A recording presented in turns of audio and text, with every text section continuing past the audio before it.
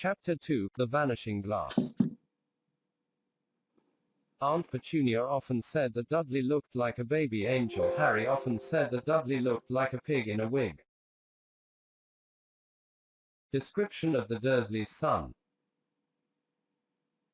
10 years pass since the Dursleys have awoken to find Harry Potter lying on the doorstep, and Privet Drive and the Dursleys' house has not changed since that day. The only difference is the vast number of pictures of Dudley Dursley throughout his life. There is no sign that Harry Potter lives there. However, in the cupboard under the stairs, Harry sleeps, in a very cramped space with a lot of spiders. Petunia comes to his door and wakes him with a shrill voice. Harry is trying to think about the dream he had been having. It was about a flying motorbike, and he thinks he has had the same dream before. Aunt Petunia tells him to make some bacon, as she wants everything perfect for Dudley's 11th birthday. Harry dresses into a pair of Dudley's old clothes and goes into the kitchen, where the table is covered in Dudley's presents. Harry has jet black hair and green eyes. His glasses are held together by tape because Dudley has smashed them so many times. The thing that distinguishes Harry from others the most is the lightning-shaped scar on his forehead. He often wonders how he got it, and the Dursleys have told him that he got it from the car crash that killed Harry's parents. Harry doesn't know much more about the accident though, because the Dursleys' first rule is to not ask questions. Dudley comes into the kitchen and begins to count his presents, only to find 37, which he angrily recalls is one fewer than the year before.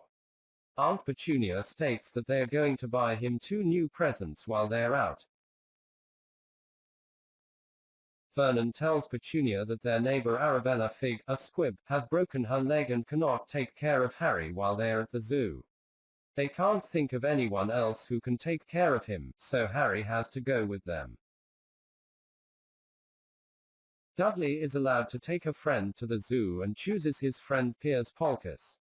Piers comes to the house with his mother. A half hour later, Harry sits in the car with Dudley, Piers, Vernon, and Petunia. On the way, a motorbike overtakes them and Vernon complains about them. Harry remarks that he had a dream about a flying motorbike once, and Vernon snappily reminds him that motorbikes do not fly.